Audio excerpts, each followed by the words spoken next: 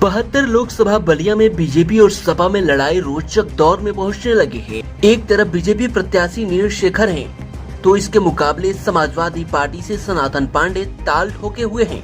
दोनों प्रत्याशियों के 100 जातियों के लामबंद होने की खबरें भी चर्चाओं में बाजार को गर्म किए हुए हैं। जनपद के चर्चित ब्राह्मण व्यापारी सुनील मिश्र से बातचीत में बीजेपी को समर्थन देने की भी बात की है। उन्होंने कहा कि देश मोदी जी के हाथों में विकास कर रहा है। देश जातियों से नहीं, पार्टी से चलता है। मोदी सरकार ने जम्मू कश्मीर में 370 को हटाकर बहुत बड़ा काम किया है। जब तक श्री राम मंदिर नहीं बना था तो विपक्ष पूछता था कि बीजेपी वाले मंदिर वहीं बनाएंगे। कहते तो हैं लेकिन समय नहीं बताएंगे। लेकिन जब से मोदी जी और योगी जी ने श्री राम मंदिर बनाकर मूर्ति की स्थापना कर दी है, तब से विपक्ष चुप बैठा हुआ है। सुनील कुमार मिश्रा, परिकरा, बलिया। लोकसभा का चुनाव चल रहा है। बलिया में अंतिम चरण में 1 जून को चुनाव होना है। ऐसे में ये प्रश्न उठता है कि आप 1 तारीख को जब वोट देने जाएंगे तो किन मुद्दों के आधार पर जाएंगे वोट देने के लिए? हम लोग जो मोदी जी, माननीय प्रधानमंत्री जी जो हैं, उनके जो विकास का कार्य है उसको देखते हुए, और जो हम लोग का भगवान राम का मंदिर का उनके हाथों से संपन्न हुआ है, उसको देखते हुए और सभी भारत का विकास हो रहा है, उसको देखते हुए हम लोग वोट देंगे। बलिया में विकास, मोदी सरकार में विकास किया है। विकास बहुत अच्छा हुआ है। रोडें सब सही हो गया है, बिजली व्यवस्था सब सही चल रहा है और बहुत से विकास का काम हो रहा है। एक्सप्रेस बन रहा है। सर, आप बलिया जनपद के और आपकी गले में गमछा दिख रहा है, क्या राज है, क्या समझा जाए कि आपको बीजेपी के सक्रिय कार्यकर्ता बन गए? हम लोग भाजपा के कार्यकर्ता है ये हैं, और बहुत दिनों से हैं और कई पुस्तों से हैं।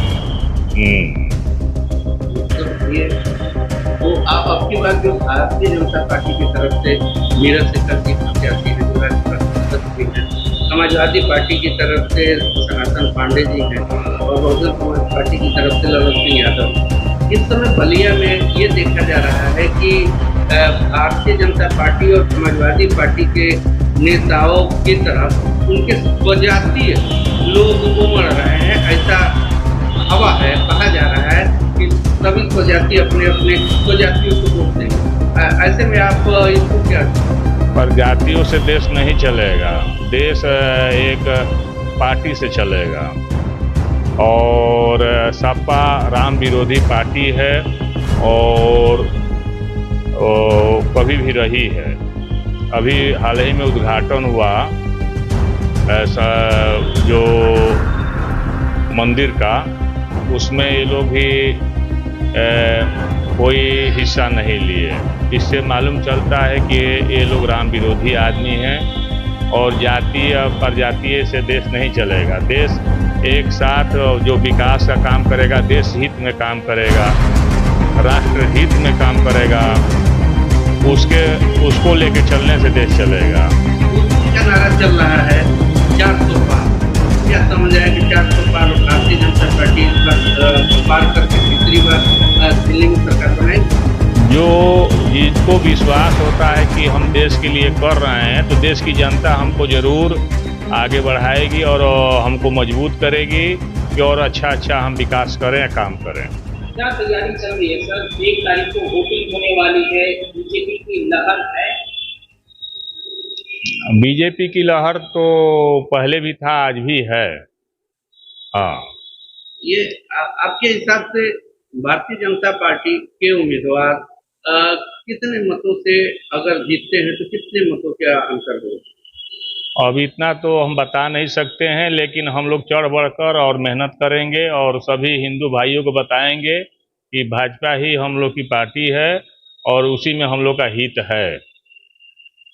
भारतीय जनता पार्टी के समर्थन में आप लोगों को कन्विंस करेंगे? हाँ हाँ, जरूर करेंगे। मोदी जी के कुछ जो देश हित में कार्य हैं उनको आप जरा अपने साथियों को बता दीजिए। देश हित में कार्य है कि पहले तो जम्मू कश्मीर में लोग कहते थे कि 370 धारा कभी नहीं हटेगा, ये हो जाएगा वो हो जाएगा। आपके सामने मालूम चल रहा है कि हट गया है, ये तो दिखाई दे रहा है और इसमें सभी को लाभ मिलेगा। और सभी लोग कह रहे थे कि राम मंदिर जब इलेक्शन आता है तो ये नहीं बताते हैं कि कब बनेगा। अब ये लोग नहीं पूछते हैं कि कब बनेगा, अब तो जान गए हैं कि बन गया है, तो पूछने से क्या फायदा है। न तो जब इलेक्शन आता था तो कहते थे लोग कि भाजपा कहती है कि राम मंदिर बनाएंगे, ये नहीं कहते, भाजपा कहती है कि किस दिन बनाएंगे। अब बना दी है भाजपा ने तो अब लोगों का मुंह बंद हो गया, अब नहीं पूछ रहे हैं कि किस दिन बनाएगी भाजपा। राम जी बेड़ा पार करेंगे इस बार? राम जी तो हजारों साल से बेड़ा पार कर रहे हैं और करते भी रहेंगे। उन्हीं के शरण में हम लोग को जीना है, रहना है, उन्हीं के आदर्शों पर चलना है। यूपी 60 न्यूज के लिए बलिया से विवेक जायसवाल की रिपोर्ट।